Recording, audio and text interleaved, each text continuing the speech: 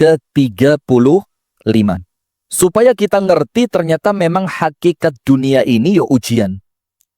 Anda diuji dengan kesehatan, ada yang diuji dengan keuangan, ada yang diuji lewat anak keturunan, ada yang diuji lewat pasangan, dan ada yang diuji lewat perkara-perkara yang lain di dalam kehidupannya.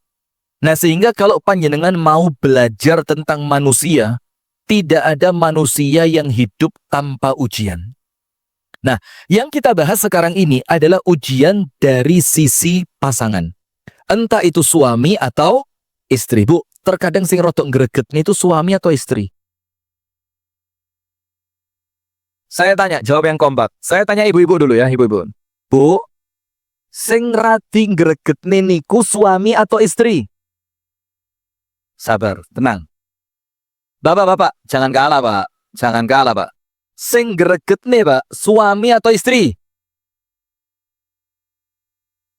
Nah, makanya dua-duanya sama ya. Karena apa? Kita ini menjadi suami, termasuk panjenengan menjadi istri, itu tidak luput dari sifat manusiawi yang tentu penuh dengan salah, khilaf, dan alpa. Nggih apa nggih? Nah, maka kalau panjenengan sudah tahu dari awal nikahnya panjenengan dengan manusia, jangan terlalu tinggi ngerti apa ekspektasi apa? Jangan terlalu tinggi harapan. Tulis, manusia itu kecewa karena terlalu tinggi dalam harapan. Akhirnya ketika apa yang dia harapkan tidak terwujud, dia akan kecewa. Coba dari awal ketika ngelihat suami, welek. Kok heleknya ya? Ketika Anda ngelihat suami, oh suamiku ini pasti manusia yang penuh dengan kekurangan. Sehingga ketika panjenengan mendapati betul-betul kekurangannya itu tampak, panjenengan boten kaget. Karena apa? Sudah diantisipasi dari awal. Maka kita kembali surat apa? Al-Anbiya. Ayat berapa, Bu? Bagaimana bunyi ayatnya? Masya Allah. Ini Anda memalukan Ustazah Eva. Mana beliau? Ustazah, bagaimana ini Ustazah? Di Malang model begini tidak masuk Ustazah. Maaf, guyon-guyon. Sudah begini. Dalam surah Al-Anbiya ayat yang ke-35, Allah menjelaskan kepada kita ada dua sisi. Sisi yang pertama, Allah mengingatkan bahwasannya setiap manusia pasti mati. Dan ibu-ibu tahu, mengingat kematian itu menghilangkan lara. Orang kalau ingin eling mati, itu maka semua ujian dunia terasa apa? Ringan.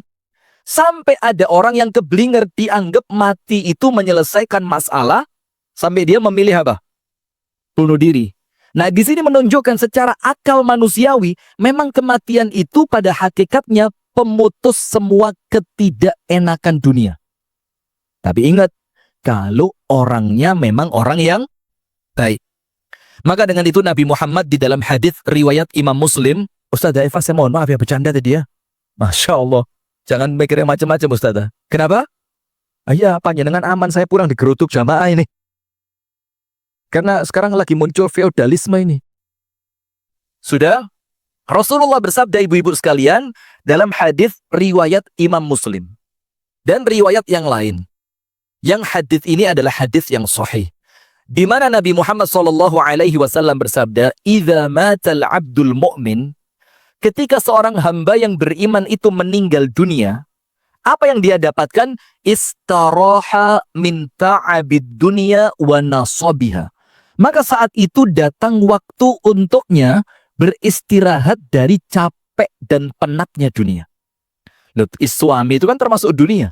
Istri juga termasuk dunia. Orang tua termasuk dunia. Anak juga termasuk dunia. Maka ketika seorang hamba itu meninggal dunia, dia selesai dari semua ujian-ujian duniawi itu. Nah, kemudian Allah melanjutkan ayatnya, kullu nafsin dha'iqatul maut. Maka oleh Allah diawali dengan kalimat mengingat mati dulu. Karena kalau orang itu ingat mati, sabari gampang. Saya barusan ketemu seorang laki-laki harus cuci darah seminggu 2 kali. Sudah setahun lebih jalan. Kemudian dia bilang apa? Tapi saya bersyukur Ustadz. Karena semenjak saya cuci darah ini seminggu 2 kali, sholat duha tidak pernah putus, sholat tahajud tidak pernah putus. Kenapa? Kepikiran mati. Nah, maka dengan itu Allah mengawali ayat ini dengan mengingatkan kita tentang kematian. Wong mati itu sunnatullah. Anda takut ataupun Anda berani, odo mati nih. Anda orang baik atau Anda orang tidak baik, tetap juga mati. Anda siap ataupun tidak, tetap bakal mati. Maka yang kita khawatirkan itu bukan matinya, tapi dua. Bagaimana keadaan ketika kita mati dan apa yang kita dapatkan setelah kita mati. Kemudian Allah melanjutkan wa nabluukum, dan kami, kata Allah, ini yang dipakai oleh Allah fi'ilnya fi'il mudhari'. Fi'il mudhari' itu kata kerja dalam bahasa Arab yang artinya sedang, akan, dan terus terjadi. Sedang, akan, dan terus terjadi. Wa nabluukum, dan kami akan terus menguji kalian dengan ujian apa?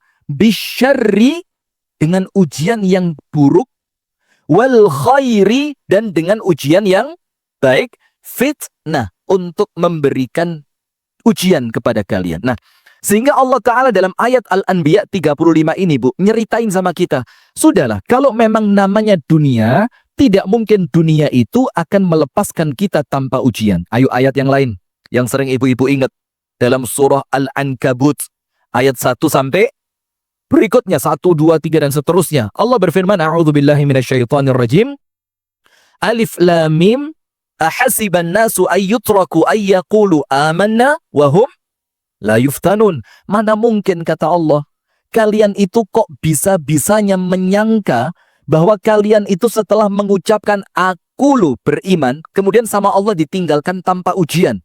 Gak mungkin, kata Allah. Kemudian Allah berfirman melanjutkan, walaqad fatanna alladzina min qablihim, dan kami, kata Allah, telah memberikan ujian kepada orang sebelum kalian. Ternyata tujuannya apa?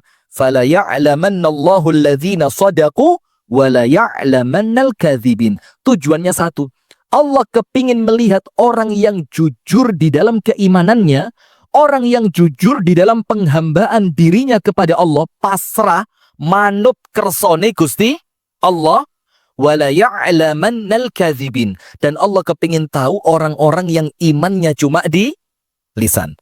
Nah, maka dengan itu dalam surah Al-Ankabut ayat 1 sampai 3, Allah jelas menunjukkan kepada kita memang pasti namanya manusia hidup di dunia pasti diuji.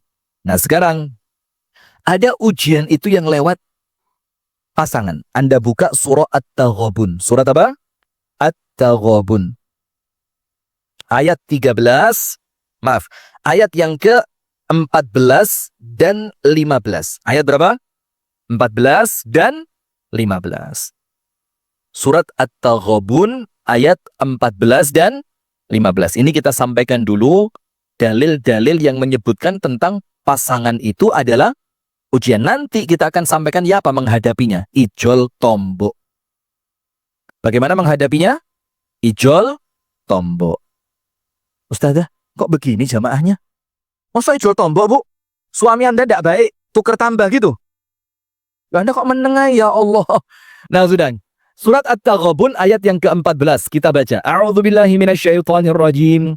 Ya ayyuhallazina amanu, wahai orang-orang yang beriman. Maka yang memegang peran di sini, Bu, keimanan. Maka orang kalau imannya lemah, yo dikit-dikit nangis, dikit-dikit putus asa. Dia kena masalah dikit, sudah menjadi orang yang patah semangat. Kena masalah sedikit, langsung menyalah-nyalahkan orang lain. Kena masalah sedikit, mikir, koyo mati lu enak. Kenapa? Imannya lemah. Maka tidak ada obat yang paling baik untuk menghadapi masalah kecuali keimanan. Kecuali apa? Keimanan. Nah, kita lanjutkan. Ya ayyuhalladzina amanu inna min azwajikum. Sesungguhnya, sebagian, tidak semua, sebagian dari pasangan kalian. Nah, kalimat sebagian di sini maknanya dua. Makna yang pertama, sebagian dari pasangan kalian, itu maknanya sebagian dari sifat pasangan kalian. Jadi tidak 100% menjengkelkan, gak mesti ono enake kan? ada menyenangkannya, ada tertawanya, ada bahagianya, tapi sebagian dari sifat pasangan kita itu Allah datangkan sebagai ujian buat kita. Itu makna sebagian dari pasangan kalian. Sebagian di sini makna yang pertama, sebagian dari sifat pasangan kalian. Maka Rasulullah mengingatkan apa? La yafruku mu'minun mu'minatan. Jangan sampai seorang suami yang beriman membenci istrinya yang sama-sama beriman. Jangan, kata Allah. Jadi dilarang membenci pasangan yang iman, itu dilarang. Kenapa ya Rasul? In radhiya in kariha minha khuluqan, apabila ada sebagian sifat pasangannya yang dia benci, sebagian loh ya, radhiya minha khuluqan akhar, tapi dari pasangan itu akan ada akhlak lain yang dia sukai. Misalkan, memang orangnya gemuk. Nggak usah guyang-guyu, biasa aja. Kenapa kalau ngomong gemuk kok sensitif ya? Sudah, misalkan, Anda kok berdehem terus? Sudah, saya lanjutkan. Misalkan, katakan, memang orangnya gemuk. Jadi secara fisik, mungkin dalam tanda kutip, normalnya manusia memandang itu sebagai kekurangan. Tapi ternyata dari istri yang gemuk tadi, open sama anak luar biasa. Nurut sama orang tua panjenengan, ternyata hormat banget sama orang tua Anda. Jadi sebagian sifatnya yang mungkin untuk Anda kurang menyenangkan, itu Allah bayar dengan sebagian sifat lain yang menjadikan Anda itu memaafkan kekurangannya. Faham? Jadi kalimat inna min azwajikum, sebagian dari sifat pasangan kalian. Karena tidak semua sifatnya kita benci. Nah, maka dengan itu Rasulullah bilang, jangan membenci pasanganmu yang beriman. Kalau ada satu sifat yang kamu tidak suka, masih ada sifat lain yang lebih menyenangkan untukmu. Nah, Allah berfirman, itu yang pertama maknanya sifat. Makna yang kedua, tidak semua orang itu ujian untuk pasangannya. Ini makna yang kedua. Contoh. Jadi kalimat sebagian dari pasangan kalian, itu menunjukkan tidak semua pasangan. Ada sebagian pasangan yang memang oleh Allah tidak dijadikan ujian untuk pasangannya. Contohnya siapa? Saya. Saya bukan ujian untuk istri saya. Ada apa Anda tidak terima? Percaya, Masya Allah. Saya doakan panjang umur, husnul khotimah, rezeki lancar, bahagia dunia, tepuk sakinah. Masya Allah. Sudah, saya lanjutkan. Nah, contoh nih. Ibunda Khadijah. Tahu kan Ibunda Khadijah? Ujian tidak untuk Nabi Muhammad. Secara buruknya perangai, bukan. Tapi ujian dalam kebaikannya. Maka suatu hari malaikat Jibril turun, membawa salam untuk Ibunda Khadijah dari Allah Ta'ala. Kalau Anda kan salamnya dari tukang paket kan? Esok paket, awan paket, sore paket, sampai mukanya suami kayak kardusnya paket. Masya Allah. Sudah, ini ucapan salam dari Allah Ta'ala. Bayangin Bu, Ibunda Khadijah bukan Nabi, bukan Rasul. Tapi kemudian Allah mementingkan beliau dengan langsung memberi salam dan memberi berita gembira lewat malaikat yang tugasnya hanya mengirimkan wahyu. Seakan-akan dalam kalimat itu Bu, Ibunda Khadijah itu oleh Allah seakan-akan dalam tanda kutip ya. Karena sekarang ceramah ini roto medeni. Kalau tidak ada tanda kutip gitu, disclaimer-nya begitu. Itu nanti dianggap, Ustadz Rifki menganggap Ibunda Khadijah seorang nabi. Masya Allah. Kenemenan Anda itu. Anda itu hidup kok kayak kaku banget ya, kayak kanebo garing. Tahu kanebo kering? Atos, kaku, alot, kayak iso ditekuk, gak manfaat. Kanebo kering manfaat buat apa? Nggak ada manfaatnya. Kayak ngelapiring, gak iso. Paling isone mesi jidok. Buat apa? Tambahan lauk. Sudah. Maka Ibunda Khadijah, malaikat Jibril turun. Apa yang terjadi? Ya Muhammad, akri Khadijata minallahi salam. Wahai Muhammad, sampaikan untuk istrimu, yaitu Ibunda Khadijah radhiyallahu ta'ala anha, ucapan salam dari Allah. Kemudian apa? Wa akri Khadijata minni assalam. Dan sampaikan pula ucapan salam untuk Khadijah dariku, yaitu dari malaikat Jibril. Dilanjutkan, wabashirha, berikan berita gembira untuk istrimu itu. Apa beritanya? Bibaitin fil jannati min qasabin la sakhabun fiha wala nasab. Nanti artinya? Ya itulah fungsinya pengajian ya. Berikan kepadanya berita gembira, Allah telah memberi untuknya satu istana di surga yang terbuat dari berlian. Jadi pondasinya berlian, besi penopangnya berlian, temboknya berlian, lantainya semuanya berlian. Jadi bukan cuma seperti pengacara yang kalau ngomong gini-gini pamer berlian di jari. Itu yang tidak level, Bu. Anda jangan gampang silau ya. Anda jangan silau dengan orang-orang non-Islam di dunia ini. Karena memang Allah menganggap dunia ini tidak berharga. Sehingga Allah kasih buat mereka. Untuk Anda yang beriman, tidak mungkin Allah kasih sesuatu yang tidak berharga, Bu. Allah kasih untuk Anda sesuatu yang berharga, yaitu akhirat. Sudah, berikan berita gembira untuk Khadijah, satu istana di surga yang terbuat dari berlian. La sakhabun fihi. Atau dalam riwayat fiha. Yang di dalamnya tidak ada kebisingan. Bising itu apa? Berisik. Kata Al-Imam An-Nawawi, kenapa sifat istananya Ibunda Khadijah adalah istana yang tidak mengandung kebisingan? Anda tahu, 25 tahun Ibunda Khadijah berumah tangga dengan Nabi Muhammad, tidak pernah angkat suara, tidak pernah marah, tidak pernah protes. 25 tahun. Anda? Lo kok ketawa? Anda? Setiap 5 menit, Masya Allah. Jangan di sini curhatnya nanti. Kita bikin kajian khusus laki-laki nanti. Bagaimana trik menguatkan rumah tangga dengan naungan poligami. Nanti setelah ini. Sudah, lanjut. Dan berikan berita gembira satu istana di surga dari berlian yang tidak ada kebisingan. Apa kata Imam Nawawi? Kenapa sifatnya kok istana itu tidak ada bisingnya? Karena Ibunda Khadijah menjaga rumah tangga Nabi, tidak pernah membuatnya bising selama 25 tahun. 25 tahun. Yang kedua, la sakhabun fiha wala nasab. Dan tidak ada kelelahan di dalam istana itu. Kenapa? Karena kata Imam Nawawi, lelahnya Ibunda Khadijah sudah habis ketika di dunia. Maka ketika pindah ke akhirat, tidak ada lagi kelelahan. Nah, maka dengan itu ibu-ibu sekalian, kalimat inna min azwajikum itu menunjukkan kalimat sebagian, bisa jadi sebagian sifat pasangan, atau sebagian dari pasangan yang Allah berikan kepada kita. Apa Allah katakan tentang mereka? Wa auladikum, dan anak-anak kalian aduwwan lakum fahdharuhum, akan menjadi musuh untuk kalian. Menjadi musuh itu apa, Bu? Panjenengan kepingin sodakoh, pasangan melarang.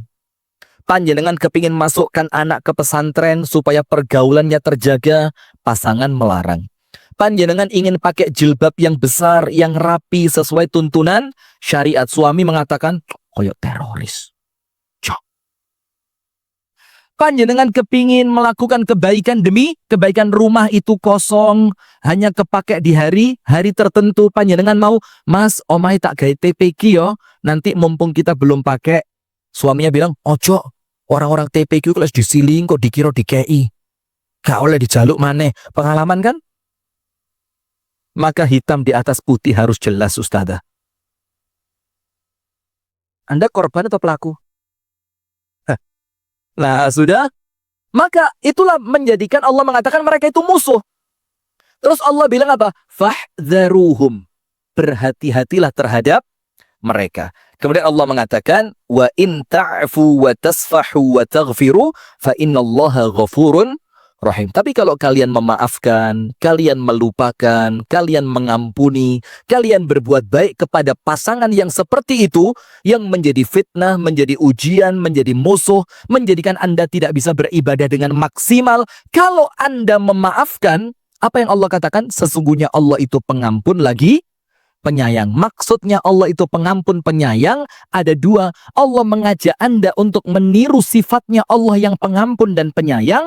Makna yang kedua, Allah janjikan untuk yang bisa memaafkan pasangannya, Allah akan ampuni, Allah akan sayangi. Jadi tidak usah khawatir, Bu. Wong api itu gak mungkin rugi. Tidak mungkin, orang baik itu tidak mungkin rugi. Maka kalau ada kalimat gini, Mbak, sampai lu dimanfaat nih mbak bojo sampean, maka jangan terpancing dengan provokasi semacam itu ya. Maka kalimat-kalimat semacam itu ngerusak rumah tangga, Bu. Seakan-akan Anda itu baiknya oleh suami dimanfaatkan. Baiknya Anda itu seakan-akan oleh suami dijadikan alasan untuk dia menyakiti Anda. Padahal tidak akan rugi orang yang berbuat kebaikan. Ayat 15-nya, innama amwalukum wa auladukum fitnah. Harta kalian, anak turun kalian adalah fitnah. Wallahu indahu ajrun azim. Tapi carilah pahala yang sesungguhnya di sisi Allah. Nah sekarang perhatikan Bu. Sekarang ada beberapa sikap untuk menanggapi. Menanggapi itu apa? Untuk merespon. Kurang tepat. Untuk menanggapi, merespon, menghadap, menghargai. Menghargai apa Anda? Untuk menghadapi, merespon, menyikapi. Luar biasa. Anda kalau ngerti jangan ditutup-tutup Pak. Beritahukan. Anda baru tahu kalimat menyikapi aja udah pelit. Nah, untuk menyikapi pasangan yang kemudian pasangan itu akan menjadi musuh dan ujian kita. Nomor 1, tulis. Nomor 1. Perhatikan Bu. Hadis yang sempat saya baca di awal tadi. Nabi Muhammad, tulis. Nabi Muhammad mengajak kita untuk fokus pada positifnya bukan negatifnya. Nomor 1. Nabi Muhammad itu mengajak kita untuk memperhatikan pasangan, itu fokuslah pada apanya? Positifnya. Jangan Anda itu terlalu fokus pada negatifnya. Maka Nabi Muhammad bersabda, janganlah seorang mukmin laki-laki membenci istrinya seorang mukminah. Jangan, itu larangan. Jadi Nabi Muhammad melarang kita untuk membenci pasangan kita. Apapun yang terjadi. Walaupun nanti kalau saya lagi baik hati, tapi kayaknya enggak. Saya lagi enggak baik hati sekarang. Saya akan tunjukkan kepada Anda 5 hukum cerai. Jadi cerai itu hukumnya bisa jadi wajib. Dan bisa jadi mubah, bisa jadi makruh. Salah satunya apa? Yang menjadikan cerai itu wajib. Ketika kita memiliki pasangan yang menjauhkan kita dari Allah Subhanahu wa Ta'ala, itu maka cerai saat itu hukumnya wajib. Bahkan kalau suami disebutkan dalam hadis yang sahih, punya istri yang buruk akhlak dan agamanya, terus suami itu tidak mau menceraikannya, hanya gara-gara faktor duniawi, cantik, kaya, kedudukannya tinggi, punya jabatan, orangnya terpandang. Jadi hanya perkara duniawi yang menjadikan dia tidak mau menceraikan istrinya, padahal akhlaknya buruk, agamanya juga buruk. Apa dampaknya? Oleh Allah doanya suami tersebut tidak akan diijabah. Jadi doanya itu oleh Allah tidak diijabah. Nah jadi terkadang kalau melihat orang bercerai ibu-ibu sekalian, jangan dipandang sinis. Pak, pekatan. Masa iya. Nah maka udah biasa aja. Karena Anda tidak tahu, untuk dia itu bisa jadi cerai memang hukumnya apa? Wajib. Justru kalau tidak dia lakukan, dia akan mendapati rumah tangga yang semakin hari semakin menumpuk dosa, bukan menambah kebaikan. Nah maka, yang pertama Nabi Muhammad mengajak kita untuk fokus melihat apanya Bu? Positifnya. Maka, contoh, ini contoh serius ini. Istri Nabi yang pertama. Siapa? Setelah wafatnya Khadijah. Mau apa yang ngerti, wana sopo. Setelah wafatnya Ibunda Khadijah, siapa istri yang pertama kali dinikahi oleh Nabi Muhammad? Loh. Saya ketawanya sampai bernada loh, Bu. Ummuna Saudah. Usianya berapa? Sepantar dengan Nabi Muhammad. Sepantar itu berarti berapa? Sekitaran usia 50 sampai 52 tahun. Pertanyaannya, kenapa kok Nabi Muhammad harus menikahi wanita dengan usia sebanyak itu? Sudah umur 50-52. Padahal Nabi Muhammad saat itu ya seorang yang cukup terpandang. Nabi Muhammad pilih siapapun tidak akan ditolak. Karena apa? Mungkin saya tidak mengatakan itu aib ya. Kalaulah usia yang tua itu dianggap aib, Allah menutupi kekurangannya pada usia dengan kedewasaan dan kematangan berfikirnya. Tangan Ummuna Saudah pada posisi, katakan misalkan itu kekurangan pada posisi usia, Allah tutupi dengan kematangan berfikir. Dalilnya apa? Dalilnya apa? Rasulullah itu ketika ditinggal wafat oleh Ibunda Khadijah, kemudian tidak lama setelah itu ada juga wafat pamannya, Abu, maka Allah menghadirkan seorang wanita yang mungkin secara usia tidak belia, tapi secara pemikiran dewasa. Yang itulah yang paling dibutuhkan Nabi Muhammad di saat itu. Dan terbukti dalam kisah yang lain, ketika Ummuna Saudah, itu dalam tanda kutip oleh Nabi Muhammad ditawari cerai. Bukan karena Nabi Muhammad tidak suka, bukan karena Nabi Muhammad benci, bukan karena apapun. Tapi apa? Nabi Muhammad merasa iba. Iba itu apa? Gak tega. Gak tega. Kenapa? Istri Nabi Muhammad yang lain masih seger bergas. Jadi kalau diajak safar, itu masih kuat. Tidak memberatkan ya, maaf ya. Tapi Ummuna Saudah usianya sudah sangat lanjut. Dalam keadaan, mohon maaf ya, normal keadaan fisik perempuan di zaman itu, ya secara umum lah ya, perempuan dari negara Arab itu, ketika usianya bertambah, keumuman dari mereka badannya bagaimana? Melar. Gak terima.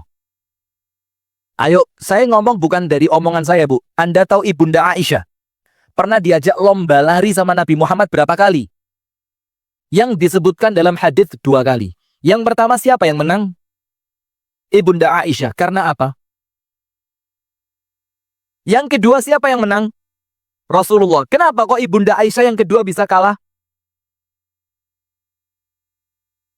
Anda loh yang ngomong ya, tolong kamera di arah sana. Kamera diarahkan sebelah sana, saya tidak ikut-ikut. Saya tidak ikut-ikut ini. Ini termasuk pelecehan agama ini. Masya Allah. Nah, sudah ibu-ibu sekalian, itulah keumuman. Maka Ummuna Saudah, itu ketika sudah mulai lemah, Rasulullah khawatir kok terkesan dia itu melayani saya dengan jerih payah yang luar biasa. Maka Rasul kesian, seakan-akan ingin dibebaskan. Wis lah, kamu tidak usah jadi istri saya. Apa kata Ummuna Saudah? Ya Rasulullah, jangan diceraikan. Tapi saya punya solusi. Apa solusinya? Saya hadiahkan semua jatah saya untuk Aisyah. Jadi kalau pas mau safar di Kopyo, kemudian yang keluar nama saya, ngerti di Kopyo apa orang?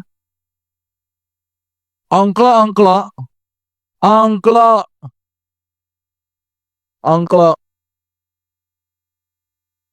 Diundi ya. Kalau di Jawa Timur itu kalau orang arisan, nah di Kopyo. Ngerti di Kopyo? Ya di Kocok itu kan. Kalau yang keluar namanya Ummuna Saudah, maka kata Ibunda Saudah apa? Maka aku hadiahkan untuk Aisyah. Dan jatah malamku, aku juga berikan kepada Ibunda Aisyah. Nah itu menunjukkan bagaimana memang Ummuna Saudah ini secara manusiawi memiliki apa? Kekurangan. Tapi kekurangannya itu ditutup dengan apa? Kedewasaannya, pemikirannya yang matang, kemampuannya untuk bersikap dengan baik di hadapan Nabi Muhammad. Maka poin yang pertama, ketika yang Anda lihat pasangan Anda itu ternyata menjadi ujian untuk Anda, maka Anda salah fokus. Anda hanya fokus pada kekurangannya dan Anda tidak pernah melihat kebaikannya. Tapi itulah perempuan, Pak. Itulah perempuan. Perempuan ini dalam hadis Bukhari Muslim dikatakan apa?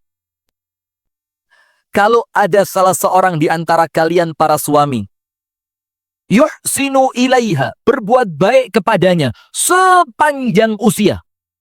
Kemudian dia melakukan satu kesalahan. Apa kata Rasulullah tentang perempuan itu? Maka dia lupakan baik yang sepanjang umur tadi. Terus dia ngomong tentang suaminya apa? Wallahi ma ra'aitu minka khairan qatt. Demi Allah, sampean gak tahu apik belas, Mas. Mulai manten anyar sampai saiki soro terus, Mas, uripku. Coba. Itulah sifatnya Tapi perempuan yang mana? Perempuan yang tidak ngaji ke Ustazah Eva. Kalau sudah ngaji sama Ustazah Eva, ya tentu hadis ini menjadi apa? Pelajaran. Oh berarti kita tidak boleh menjadi seperti itu. Jangan sampai melupakan kebaikan suami. Suami juga gitu. Jangan sampai melupakan kebaikan istri. Maka cara yang pertama ketika menghadapi kekurangan pasangan, atau Anda menganggap pasangan Anda itu datang dalam kehidupan sebagai ujian, bagaimana? Jangan hanya fokus pada negatifnya, tapi Anda coba korek positifnya. Poin kedua. Pasanganku adalah ujianku. Sekarang begini, Bu. Ketika Anda menganggap pasangan Anda itu ujian Anda, Maka Anda jangan pernah lupa, orang yang oleh Allah diuji adalah orang yang oleh Allah dicintai. Tulis, ujian tanda cinta dari Allah. Tulis. Kalau di Malang nggak pakai komando ini. Saya ngomong begini langsung otomatis dingkluk. Di sini dikomando dulu ya. Oh, di sini direkam. Oh, pinter. Masya Allah ya. Kalau ada yang gampang, kenapa yang susah? Ya itu prinsip kita banget ya. Kalau bisa disulitkan, kenapa dimudahkan? Sudah. Ujian, tanda apa? Cinta. Dari siapa? Allah. Sekarang ada hadisnya muttafaqun alaih Bukhari Muslim. Rasulullah sallallahu alaihi wasallam bersabda, "Innallaha idza ahabba 'abdan ibtalahu." Apabila Allah mencintai seorang hamba, maka Allah akan memberikan ujian kepada hamba itu. Nah, sekarang terlepas. Kalau pembahasan kita sekarang ujiannya lewat siapa? Suami, pasangan. Anda kok kayak nuduh sebelah sana Anda ya? Ya pasangan bisa jadi suami, bisa jadi istri. Maka ketika Anda itu oleh Allah diberi suatu ujian, entah itu lewat pasangan kah, lewat orang tua kah, lewat anak kah, lewat ekonomi kah, kesehatan kah, maka itu ciri bahwa Allah mencintai Anda. Tapi ingat, dilanjutkan, tidak berhenti sampai situ. Faman radhiya falahur ridha. Maka barang siapa yang menyikapi ujian ini dengan keridhaan, ridho itu apa sih, Bu?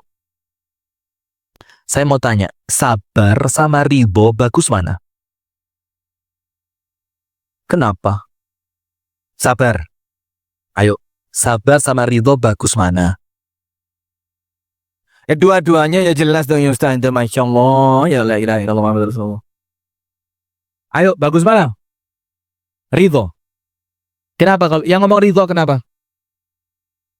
Ikhlas, beda cerita ridho sama ikhlas itu. Ridho itu nerima, pasrah, tawakal. Bukan ridho, senang, suka. Gini Bu, Anda buka kitabnya Al-Imam Ibnul Qayyim Al-Jauziyah, judulnya Uddatus Sabirin, bekal untuk orang-orang yang sabar. Dalam kitab itu, Imam Ibnul Qayyim memberikan tahapan orang dalam menghadapi ujian. Salah satunya adalah sabar. Sabar. Kemudian husnudzon. Kemudian baru ridho. Jadi orang itu tidak mungkin ridho kalau tidak sabar. Tidak mungkin bisa ridho kalau tidak sabar. Berarti orang yang sabar belum tentu ridho. Orang yang sabar belum tentu apa? Ridho. Artinya begini, coba cek ya. Ini kalau orang sabar belum tentu ridho. Orang kalau kena musibah, dia kan tidak punya pilihan kecuali harus sabar. Nah, tapi sabarnya dia belum tentu menjadikan dia mencintai ujian ini. Itu sabar. Yang penting sabar itu, Bu, gak protes itu sabar. Anda tidak marah, Anda tidak mengucapkan ucapan yang jelek, Anda tidak berbuat dengan perbuatan yang mendatangkan murka dari Allah. Ketika datangnya ujian, itulah namanya apa? Sabar. Tapi ridho itu apa? Mencintai ujian. Jadi ketika Anda oleh Allah dikasih pilihan, Anda tidak punya pilihan. Anda mengatakan, terserah apa yang engkau pilihkan untukku ya Allah. Nah, termasuk pasangan, Bu. Pasangan itu bukan untuk disabari. Tapi untuk apa? Ridho. Bukan cuma sabar, tapi apa? Ridho. Ridho itu apa? Ya memang dia pasangan saya. Maka baiknya saya cintai, kurang baiknya juga saya harus, bukan mencintai, maksudnya tidak baiknya dicintai. Saya harus terima. Karena memang itu sepaket. Tidak iso kan, suami tak pe lomane tok. Kerengi PN. Jadi suaminya berapa orang kok PPN ini ya? Nah sudah, maka ridho itu yang disebutkan oleh Rasulullah dalam hadis ini. Faman radhiya falahur ridho. Orang yang ridho dengan ujian dari Allah, maka Allah akan memberikan keridhaan untuknya. Sebaliknya, waman sakhita falahus sukht. Tapi orang yang murka dengan ujian dari pasangan tadi, itu berpotensi mendatangkan kemurkaan dari Allah. Berarti sifat yang kedua, ketika mendapatkan ujian dari pasangan, pasanganku adalah ujianku. Itu apa, Bu? Ujian adalah tanda cinta. Terus solusinya apa? Ridho. Sekarang Anda tambah pada poin yang kedua. Pada poin yang kedua, bagaimana ridho atas ujian pasangan? Tulis. Ini ngaji serius saya ini. Baru ini saya bisa serius. Sekarang kan cara yang kedua, Anda meyakini kalau diuji berarti oleh Allah diapain? Dicintai kan? Karena orang yang tidak dicintai tidak akan diuji. Dicul nih sama Allah Ta'ala. Tapi kalau Allah cinta, Allah kasih ujian. Tujuannya apa? Anda gemandul marang Gusti Allah. Gemandul itu apa? Cekelan. Orang kalau hidupnya penuh dengan ujian, sholatnya apa? Rajin. Khusyuk. Puasanya istiqomah. Baca Qur'annya rajin. Iya Banda. Tapi ketika ujiannya pergi, melayu. Ya sholat ya lah eling tok ya. Wong gak sholat rapopo yang penting eling kan? Gak sholat gak popo yang penting eling kan? Sholat itu kan untuk mengingat Allah. Wa aqimis sholata li dzikri. Dirikanlah sholat untuk mengingat aku, yaitu Allah. Berarti kalau Anda tanpa sholat sudah iling kan ya enggak apa-apa ya. Ini nanti video saya dipotong, nanti masalah saya ini. Sudah, lanjut. Nah maka ibu-ibu sekalian, maka ketika orang itu oleh Allah dicintai, Allah tidak kepingin dia jauh dari Allah. Bagaimana caranya? Aku kepingin kamu terus sholat, terus doa, terus ngaji, terus puasa. Bagaimana caranya? Kita mau tidak mau pasti ngaku. Musibah itu bikin kita dekat dengan Allah. Nah sekarang, Ustadz, pada poin yang kedua, kalau itu memang tanda cinta dari Allah, sikap kita apa? Ridho. Terus bagaimana tipsnya agar ridho dengan ujian lewat pasangan? Ada 3. Tulis. Nomor 1. Nomor 1. Apa nomor 1, Bu? Tauhid. Ini Ustazah Eva banget ini. Nomor 1 apa? Tauhid. Tauhid itu apa? Tidak ada yang terjadi di muka bumi kecuali atas izin Allah. Dan tidak ada yang mampu menyelesaikannya kecuali Allah. Itu tauhid dulu di awal. Jadi kalau Anda nikah sama seseorang, seiring berjalannya waktu, mulai muncul tabiat aslinya. Loh, kok ternyata seperti ini? Loh, kok ternyata begini? Ini maju tambah soro, mundur ndak punya pilihan. Maka bagaimana? Anda harus meyakini datangnya orang ini dalam kehidupan saya, itu pilihannya siapa? Allah. Dan tidak akan menjadikan saya mampu menghadapi orang ini kecuali Allah. Itulah tauhid. Maka orang beriman kalau kena masalah ucapannya apa? Qadarullah wa ma syaa fa'al. Seperti kemarin Indonesia kalah itu. Itu saya ngomong begitu sambil saya mangkel sama Rizky Ridho itu. Wong bal kari nyepak Didik tok digiring barang. Ya Allah. Yang nonton Indonesia lawan Irak itu loh. Tak pikir aku karuan aku baik timbang sampean iki beh. Lewat bola itu coba dikirim ke Muhammad Rahmat Paes. Itu namanya dia. Kiper timnas apa? Muhammad Rahmat Paes. Coba dikirim ke Martin Paes. Tus. Sama Martin Paes ditendang. Tuh. Selesai, tidak ada gol itu. Lalu sama Ridho kata gaya-gayaan itu digiring. Sikat sama pemain Irak. Jadi gol. Nah, tapi orang beriman tidak boleh begitu. Karena apa? Semua itu terjadi atas kehendak siapa? Allah. Maka ucapkan qadarullah, hadirnya wong sito ikin di uripku, iki takdire Gusti Allah. Wa ma syaa fa'al, dan Allah akan melakukan, mengerjakan apapun yang Allah kehendaki. Maka itu nomor 1, tauhid, supaya muncul ridho. Nomor 2, supaya muncul ridhonya bagaimana? Orang itu ketika mendapatkan ujian, entah itu dari pasangan ataupun dari yang lain, tapi kalau tema kita pasangan, ingat Bu, supaya Anda bisa ridho dengan keberadaan pasangan yang tidak sempurna itu, bahkan datang kok rasanya mek ngelarak niati tok yo. Coba angkat tangan yang seperti itu. Yang dapat suami kok malah loro hati terus. Mana orangnya? Angkat tangan. Mau niku wong ya teko. Yang mana? Nah, maka cara yang kedua Bu, jangan ngelihat dunia tapi lihat akhirat. Cara kedua, fokus pada kehidupan akhirat. Kenapa? Fokus pada kehidupan akhirat. Kalau Anda mikirnya dunia, yo Anda mikirnya disakiti terus. Disakiti. Sampai nangis dorong umbele wis metu dhisik. Ada yang curhat model begitu ya, ada nangis belum umbele metu. Maaf Ustaz. Sakit menghayati Ustaz. Sampai ingus pengen keluar juga. Nah, misalkan ya. Maka Bu, jangan fokus pada dunia. Kalau Anda fokus pada dunia Bu, Anda akan terus teringat dengan sakitnya itu. Tapi fokusnya apa? Tak kasih contoh. Nabi Muhammad SAW. Ketika terjadi masalah yang sampai dalam sebagian keadaan menjadikan Nabi Muhammad itu merasa, dalam tanda kutip ya, sumpek. Apa ucapannya Nabi Muhammad? Allahumma la aisha illa aishul akhirah. Ya Allah, urip di dunya ngono sementara. Maka ya Allah, tidak ada kehidupan yang aku cari kecuali kehidupan akhirat.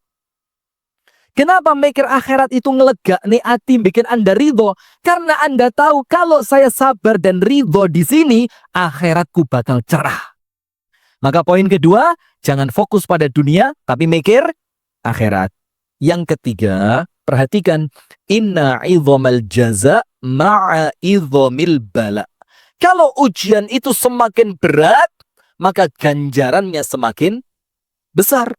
Maka ketika Anda merasa semakin susah hidup Anda dengan keberadaan suami yang semacam itu, ojo khawatir, jangan khawatir. Kenapa? Maka pahala dari Allah yang Maha Adil untuk Anda pahalanya semakin besar. Maka nomor satu, bagaimana biar ridho?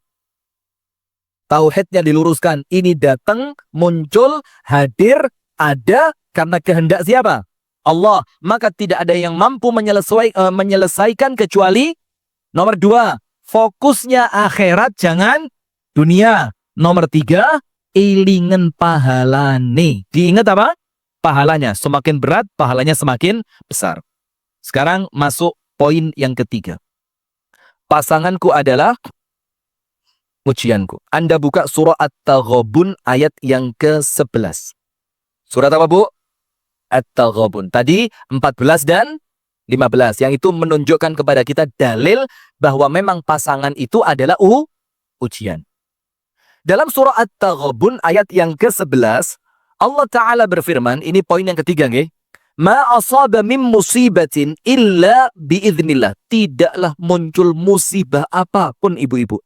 Entah suami menghadapi istri atau istri menghadapi suami, yang kurang menyenangkan, kurang membahagiakan, yang nampaknya kok gini banget. Maka ingat, musibah itu tidaklah datang kecuali atas izin dari Allah. Sampai situ Anda paham. Berikutnya apa? Wa may yu'min billah yahdi qalbah. Orang yang beriman kepada Allah, Allah akan bimbing hatinya. Maksudnya bimbing hatinya apa? Allah akan tuntun dia, Allah akan arahkan langkahnya, Allah akan mudahkan dia menyelesaikan musibah itu dengan cara yang terbaik. Syaratnya apa? Wa may yu'min billah. Barang siapa yang beriman kepada Allah, maka Allah akan memberikan petunjuk ke dalam hatinya. Nah, maka poin ketiga, menghadapi suami yang menjadi ujian atau menghadapi istri yang menjadi ujian, yang dikuatkan apa? Poin ketiga, kuatkan keimanan. Kuatkan apa, Bu? Keimanan. Bagaimana cara menguatkan iman atas keburukan pasangan? Tunggu dulu, jangan itu dulu. Maksudnya apa, Ustadz? Menguatkan iman ketika mendapati pasangan itu sebagai ujian. Maksudnya apa? Ayo, yang tahu. Tak kasih hadiah haji tahun depan tanpa antri. Syaratnya bayar sendiri. Ayo, bismillah. Tidak usah guyang-guyu. Serius saya, serius. Ayo. Haji tanpa antri tahun depan. Kenapa? Di PHP? Duh, Ustadz diwara PHP? Masya Allah. Hati-hati loh, Bu, ini tangganya tinggi loh. Di Malang itu ada ibu-ibu ngerasani saya. Cuma tangga 3 pendek-pendek kakinya patah. Ini tangga masuk. Anda kalau jalan nanti diperhatikan betul, Bu, ya. Saya tidak menginginkan sesuatu yang buruk terjadi, Bu.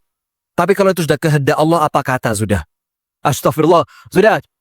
Bu, apa arti menguatkan iman ketika kita menghadapi pasangan sebagai ujian? Lihat. Anda tahu Asia dengan Firaun? Tahu apa enggak? Tahu apa kenal? Itu Firaun apanya sama Asia? Suami, pasangannya bukan? Ujian bukan? Cara Asia menghadapi Firaun dengan apa? Imannya. Imannya. Mau tahu buktinya begini. ketika Asia itu kan ketahuan dia beriman kan, akhirnya sama Fir'aun diapain? Disiksa, badannya itu dipenteng. What the meaning of dipenteng? Dipenteng itu jebreh nih, ya sudah, tangan, kaki, diikat di tengah panasnya padang pasir Mesir, dijemur, cek. Sambil dijemur dan Masya Allah Ustaz ya, saya insya Allah pahala saya besar hari ini, membahagiakan orang, Masya Allah, bahagia nggak Bu? Sekirim salam sama suami ya Bu. Sudah, itu sama Fir'aun diapain? Dicambuk. Ketika dicambuk, ternyata Fir'aun melihat ada senyuman di pipinya siapa? Kok senyum di pipi sih? Di bibirnya Asia. Fir'aun bilang apa? Pantes lawong gendeng. Iya, Fir'aun bilang begitu. Pantes dipukulin ketawa. Pantes dia tidak beriman kepada saya. Pantes dia punya sesembahan selain saya. Pantes dia menganggap saya bukan penguasa alam semesta. Lah memang gila. Apa yang terjadi? Fir'aun tidak tahu bahwasannya saat itu keimanannya Asia yang menyelesaikan semua masalah. Contohnya begini. Nah, Fir'aun kan mukul. Pak. Asia tersenyum. Anda tahu kisah sebelum senyumannya Asia itu apa? Siti Asia berdoa. Dalam doanya itu diabadikan dalam Al-Quran. Rabbi b'nili indaka baitan fil jannah. وَنَجِّنِي مِنْ فِرْعَوْنَ وَعَمَلِهِ وَنَجِّنِي مِنَ الْقَوْمِ الظَّالِمِينَ. Rabbi, ya Allah, ibni li, bangunkan untukku. Indaka, di sebelahmu ya Allah. Lihat cara doanya Siti Asia ini. Minta di sebelahnya Allah berdampingan. Rabbi ibni li indaka baitan, sebuah rumah, atau kalau diartikan istana, fil jannah, di mana? Di surga. Wa najjini, dan selamatkan aku min fir'auna wa amali, dari si suami yang bengis ini dan bala tentaranya. Wa najjini minal qaumidz zalimin, dan selamatkan aku dari orang yang zalim. Ketika Siti Asia yakin betul, yakin itu namanya apa, Bu?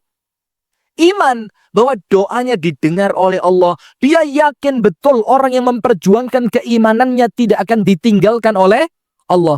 Apa yang terjadi? Apa yang terjadi? Langsung Allah buka pintu langit, krek. Allah panggil Siti Asia, Asia, rumahmu sudah jadi. Maka Siti Asia itu memandang ke arah langit, ternyata istananya sudah beres. Keimanan itu yang menjadikan dia merasa ujian dari Fir'aun itu tidak ada apa-apanya. Tidak ada apa-apanya. Contoh yang lain. Contoh yang lain. Anda tahu kan manusia yang mati syahid pertama dalam agama Islam siapa?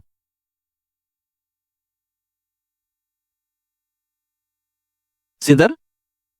Iya. Aduh, kasih kerpean sama Ustazah Eva. Namanya adalah Sumayyah. Jadi Sumayyah ini seorang budak perempuan milik Abu Hudzaifah. Ketika Yasir dan keluarganya pindah dari Yaman ke Medina, maka bukan ke Medina, ke Mekah, maka oleh Hudzaifah si Yasir itu dinikahkan dengan Sumayyah. Akhirnya Sumayyah dibebaskan sampai punya anak namanya Ammar bin Yasir. Itu sejarah singkatnya. Sudah, ketika ketahuan bahwa Sumayyah dan sekeluarga masuk Islam, apa yang dilakukan oleh Abu Jahal? Disiksa habis-habisan. Sampai Sumayyah itu, Bu, dinyek sama Abu Jahal. Dibilang apa? Alah Sumayyah, kamu itu beriman hanya karena kepencut gantengin Nabi Muhammad.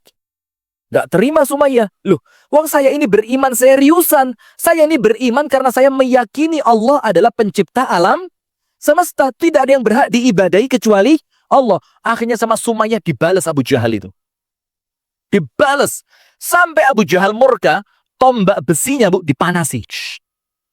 Kemudian Asia itu dipenteng, dimasukkan itu. Baru salah satu kata harus diprotes. Perempuan banget. Astagfirullahaladzim. Saya di Malang nggak begini loh, Bu. Biasa aja loh, Bu. Sudah. Sumayyah itu dipenteng, bukan Asia, Sumayyah. Jangan salah Anda, memalukan. Dipenteng, terus ditusuk pakai tombak besi tadi. Dan itu bukan cuma ujungnya yang besi, sampai tangkainya itu besi. Ditusukkan pakai alat ke kemaluannya Sumayyah bagian depan, dan keluar di tengkuk kepalanya bagian belakang. Kemudian si suami disiksa, si anak ketakutan. Anda tahu yang menjadikan itu terasa ringan apa? Iya memang iman, karena pembahasannya iman kok. Maksud saya apa? Kisahnya sampai kok kita katakan itu iman yang menjadikan itu terasa ringan. Rasulullah lewat, tung. Nabi Muhammad belum punya kemampuan dan kekuasaan untuk membela. Nabi Muhammad bilang apa? Satu kata, sabran ala Yasir, fa inna maw'idakumul jannah. Keluarganya Yasir yang sabar. Kenapa? Karena sebentar lagi kalian bakal boyongan ke surga. Kalian bakal pindah kemana? Ke surga. Ucapan surga dari Nabi Muhammad tadi menjadikan Sumayyah itu rela kemudian ditusuk pakai besi panas, dan si suami rela kakinya ditarik pakai 2 ekor kuda. Tang, sampai tubuhnya terpecah jadi 2. Kenapa? Karena keimanannya bahwasannya musibah ini ketika aku ridho, aku sabar, aku ikhlas, aku terima, aku tidak protes, akan mengantarkanku masuk ke dalam surganya siapa? Allah. Nah sekarang lihat, maka poin ketiga yang dikuatkan apanya Bu? Imannya. Nah menguatkan keimanan ini dengan 2 cara. Nomor 1, ilmu. Tidak ada iman tanpa ilmu itu pret. Iman tanpa ilmu itu apa? Pret. Anda tahu pret? Hah? Pret itu umuk. Umuk itu apa? Umuk itu ngaing. Ngaing itu apa? Kalau bahasa kami di desa kami itu bullshit itu. Nggak usah kaget, biasa aja. Sudah? Maka iman tanpa ilmu tidak ada ceritanya. Maka kuatkan ilmu. Bagaimana menguatkan ilmu? Baca ayat-ayat Quran, baca hadis-hadis Nabi yang berbicara tentang keimanan. Wabil khusus, keimanan kepada Allah dan keimanan pada hari akhir. Secara khusus, keimanan pada 2 hal. Rukun iman itu kan ada 6. Tapi yang paling mempengaruhi 2, iman kepada Allah dan iman dengan datangnya hari akhir atau hari kiamat atau hari pembalasan. Maka nomor 1, cari ilmu. Nomor 2, belajar dari kisah. Belajar dari apa? Kisah. Maka kisah-kisah itu Bu, menguatkan apa? Keimanan. Ringtone-nya azan ya? Oh iya jari. Padahal itu kan jadwal azan Bu, bukan ringtone. Anda nggak ngerti ringtone ya? Sudah. Saya lanjutkan sedikit lagi. Anda buka dalam Al-Quran ibu-ibu sekalian. Ini tentang iman. Tentang apa? Iman. Anda buka surah An-Nisa ayat 19. Ini masih pada poin yang ketiga, yaitu apa? Iman. Anda buka pada poin yang ketiga tentang iman pada surah An-Nisa ayat berapa? 19. Allah Ta'ala berfirman seperti ini. Wa'ashiruhunna bil ma'ruf. Pergaulilah istri kalian dengan pergaulan yang ma'ruf. Ya termasuk kalau mau dibalik, ya boleh seorang istri melayani suami dengan cara yang ma'ruf. Karena ini kan berbicara tentang siapa? Pasangan suami dan istri. Kemudian Allah berfirman, melanjutkan. Fa'in karihtumuhunna, kalaulah ada sebagian dari perangai suami atau istri yang kalian benci. Fa'in karihtumuhunna, fa'asa an takrahu syai'an, wa yaj'alallahu fihi khairan kathiran. Boleh jadi, dari apa yang kalian benci itu, Allah mendatangkan kebaikan yang sangat banyak. An-Nisa berapa? 19. Pergaulilah pasanganmu dengan cara yang baik. Kalaulah kalian membenci mereka, boleh jadi dari sebagian yang kalian benci, Allah akan mendatangkan kebaikan yang sangat banyak. Anda buka kitab tafsir Al-Miqbas. Fi tafsiri Abdullah ibni Abbas. Terus kata nulis ketahuan tiba dikasih tulis ya. Tafsir apa? Al-Miqbas punya Abdullah ibnu Abbas. Abdullah ibnu Abbas ibu-ibu sekalian menafsirkan ayat ini, bersabarlah kalian atas kekurangan, isbiru ala azwajikum. Sabarlah atas kekurangan pasangan kalian. Itu kata Abdullah bin Abbas menafsirkan An-Nisa ayat 19. Terus Abdullah bin Abbas melanjutkan begini. Kalau ya, ini bisa suami, bisa istri, tergantung konteks yang panjenengan fahami. Kalau panjenengan perempuan, ya berarti istri. Kalau panjenengan laki-laki, berarti siapa? Suami. Kata Abdullah bin Abbas, kalau ada seorang istri, sabar betul menghadapi kekurangan suaminya, atau sebaliknya, kalau ada seorang suami, sabar betul menghadapi kekurangan istrinya, apa yang terjadi? Kata Abdullah bin Abbas, Allah akan gantikan kesabarannya itu, Allah ganti dengan anak yang solihin, solihat, yang menyenangkan mata dan hatinya. Itu kalau dia sabar. Nah, dan ini iman, Bu. Iman artinya apa? Iman bahwa Allah pasti tidak akan mengingkari janjinya. Ketika Allah mengatakan, kalau kamu benci dia, boleh jadi dari apa yang kamu benci akan mendatangkan kebaikan yang banyak. Firman Allah bukan? Firman Allah dalam surat apa? An-Nisa ayat berapa? Maka mengimani ayat itu dengan membaca tafsirnya Abdullah bin Abbas, kalau aku sabar, aku tidak protes, aku ridho, aku tetap berbuat baik kepada pasanganku, maka kesabaranku akan Allah ganti dengan anak yang menyenangkan hati dan pandangan mataku. Bayangin. Jadi banyak, Bu, orang-orang zaman dulu kan gak gampang cerai ya. Anak-anaknya ya apa? Masya Allah, api-api. Kerjone pena, ibadah yo pena, tutur-tuturane. Ngerti tuturan itu? Yang ada istilah dari bahasa Wonosobo, angel temen tuturamu. Bahasa Wonosobo itu ya. Nah, maka itu, Bu, itu keimanan. Maka kalau kemudian orang tua itu sabar atas kekurangan pasangannya, Allah itu akan jadikan anak-anaknya solihin dan solihat. Tak kasih cerita. Disebutkan oleh Al-Imam Syekhul Islam Ibnu Taimiyah di dalam kitabnya Fatawa Ibnu Taimiyah tentang orang tua yang sabar kepada pasangan, anaknya dadi anak sing apik, soleh dan solia. Begini ceritanya, ada seorang ulama, istrinya itu ganyang pol. Ganyang tahu? Ganyang itu gudo ya. Wes pokok istri itu jadi ujian banget untuk dia. Ujian berat buat suami ini.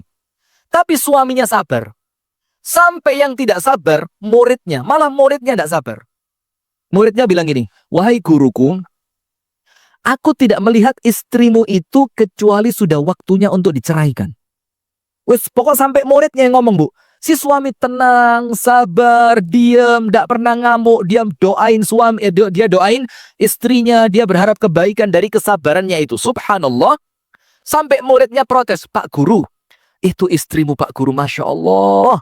Kami tidak melihatnya kecuali sudah pantas untuk diceraikan.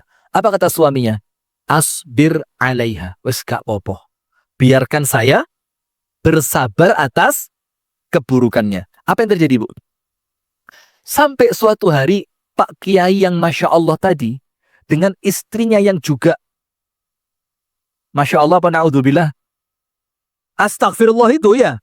Ini Pak Kiai yang Masya Allah dengan istrinya yang astagfirullah itu, ini punya anak laki-laki. Sampai anaknya tumbuh remaja, kemudian dewasa, sampai menikah.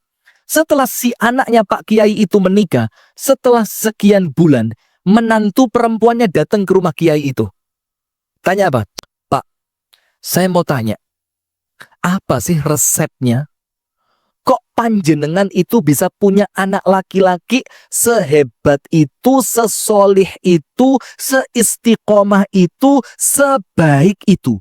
Jadi pokok istrinya itu menceritakan kebaikan siapa? Suaminya, anaknya Pak Yai tadi yang sabar terhadap istrinya. Kok bisa sih, Pak? Kamu punya anak sekeren itu. Coba ceritain sama saya supaya nanti cucumu, anak saya dan anak saya hasil dari anakmu itu menjadi cucu yang seperti bapaknya, sing uapik pol. Panjenengan dengar jawabannya apa? Sabartu ala adza ummihi ishrina sana. Farazaqani waladan salihan badalan lah. Aku sabar atas keburukan ibunya bojomu itu.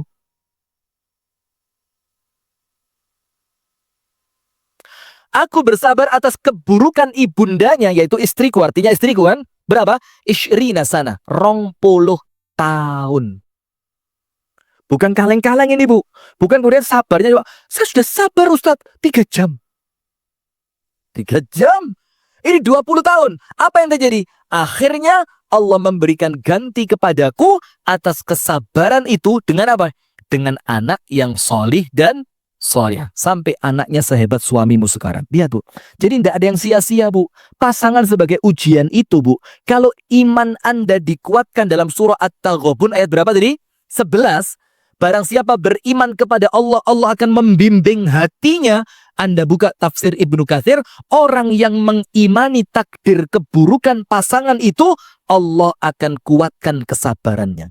Maka yang dikuatkan apanya, Bu? Iman. Terakhir, poin keempat. Poin yang keberapa? 4. Anda buka surah Al-Furqan pada ayat yang ke-20. Surat apa? Al-Furqan ayat 20.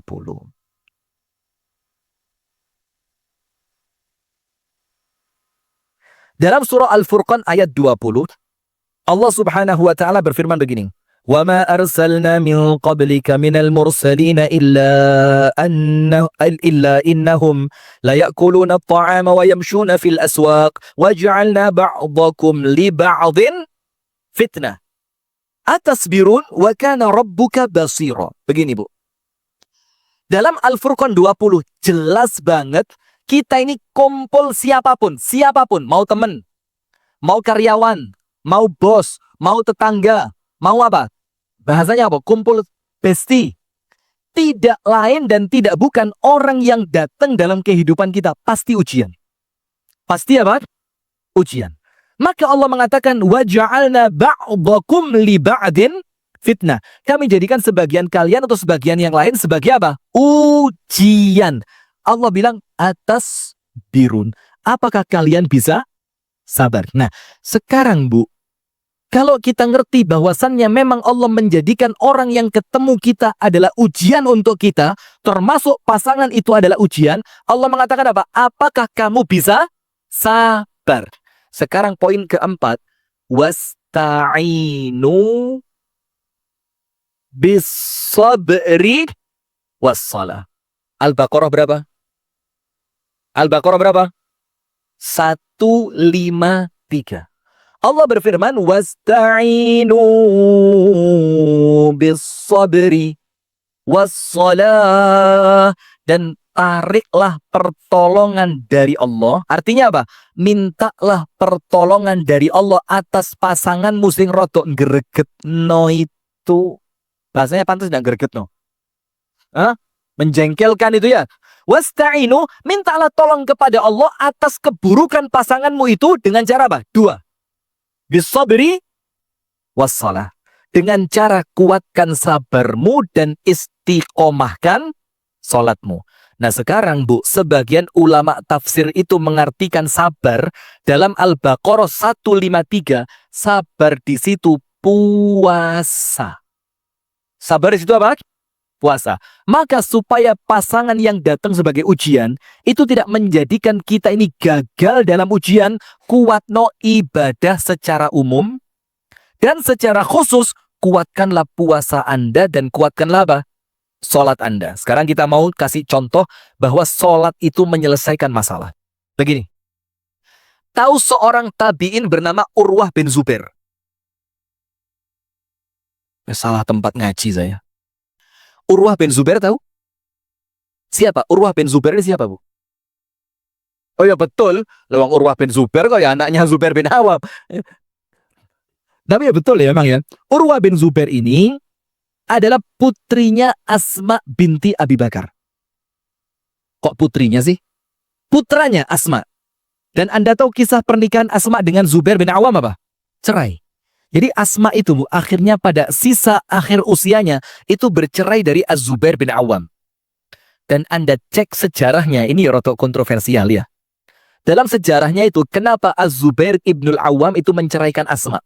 Ada 2 versi cerita. Versi yang pertama, Zubair bin Awam itu sesekali emosional sampai ringan tangan. Mukul. Maka putranya tidak terima. Abdullah bin Az-Zubair itu sampai nyumpahin bapaknya. Kalau sekali lagi aku melihatmu memukul ibundaku, maka urusannya antara engkau dengan aku. Itu katanya Abdullah bin Az-Zubair bin Awam. Ngomong ke bapaknya, kalau kamu pukul ibuku sekali lagi, maka ini urusannya kamu sama saya. Ini bukan anak kurang ajar sama orang tua, enggak. Ini apa? Bagaimana seorang anak membela ibunya. Karena normalnya perempuan kuat atau lemah? Lemah, maka enggak ada suami takut istri, itu enggak ada. Yang ada itu suami menghormati istri. Jadi lah ngomong wediyo, kak wediyo, apa sih yang ditakutkan dari Anda itu? Wong Anda pergi lo ijo ya, oke. Maka kami ini bukan takut, kami ini cuma apa? Hormat. Wis tak lemek ngene tok lho. Nggih, siap salah. Siap lah, 86 dan siap salah. Masya Allah, kami hormatnya itu ngalang-ngalai polisi ke komandannya ya. Sudah, kita lanjutkan. Itu versi yang pertama. Jadi Az-Zubair ibn Awam itu sesekali ringan tangan. Maka anaknya tidak terima. Dibilang apa? Kalau kamu pukul ibuku lagi, kamu tak pisahin dengan ibuku, saya tidak terima kamu menikahi, kamu hidup bersama ibuku. Versi yang kedua, ada versi yang lain dan ini juga ada sejarahnya. Ini bukan tuduhan keji. Ada seorang perempuan namanya Atikah. Namanya Atikah, itu perempuan cantik luar biasa di zamannya. Yang siapapun yang menikah dengan Atikah, itu riwayatnya mati syahid semua. Tidak usah kaget. Tapi kan tetap ya kepencut ayu memang loh. Sampai pada akhirnya Az-Zubair bin Awam itu menceraikan Asma untuk menikahi siapa? Atikah. Tapi itu versi udah yang nggak perlu kita perdalam ya. Nah tapi intinya ini rumah tangga orang baik bu. Asma baik, Zubair bin Awam satu di antara 10 yang dijamin masuk surga. Tapi mereka cerai. Mereka punya anak beberapa. Yang terkenal Abdullah bin Zubair dan Urwah bin Zubair. Urwah bin Zubair itu kena penyakit namanya penyakit Akilah. Penyakit apa? Akilah. Apa penyakit Akilah itu?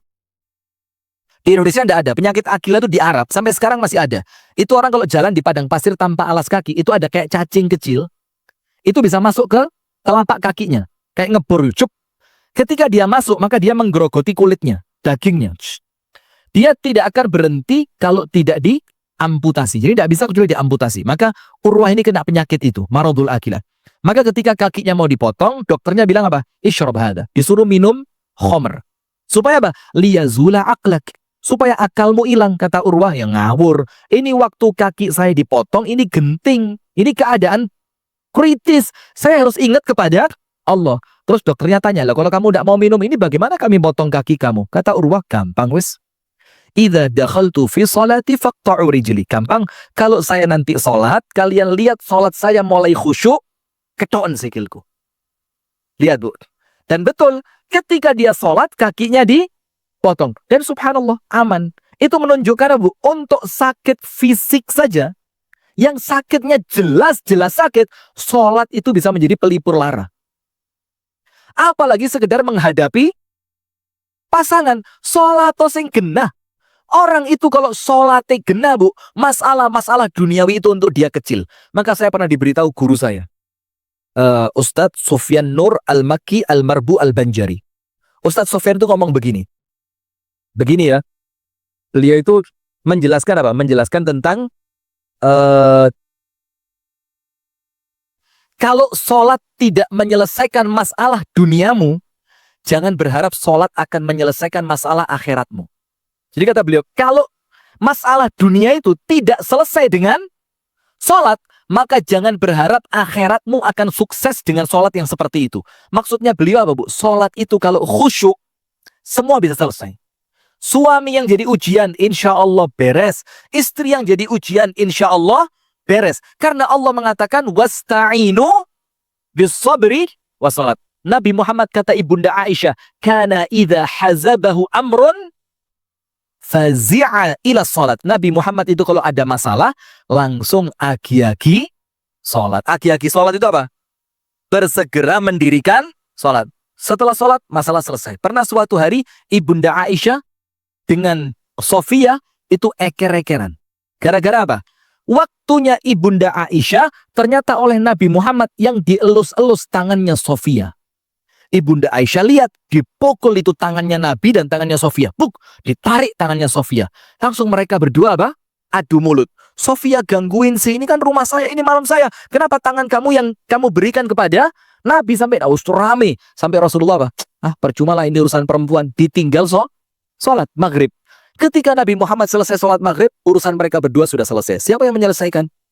Allah Ta'ala. Dengan apa? Sholat. Maka sekarang kita rangkum. Kalau memang pasangan itu menjadi ujian, apa yang harus kita lakukan? Nomor satu,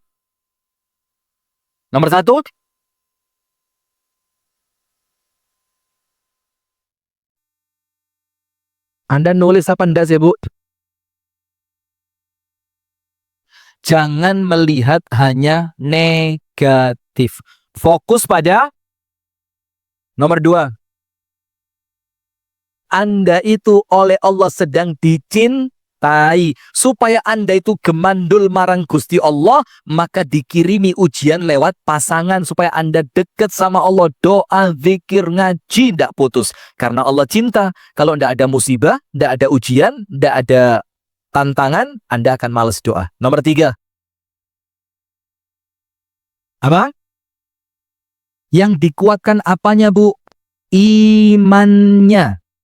Karena At-Taghabun ayat 11, orang kalau beriman, ketika muncul ujian, Allah langsung yang membimbing dia untuk mampu sabar. Bagaimana menguatkan iman? Ilmu dan kisah. Yang keempat?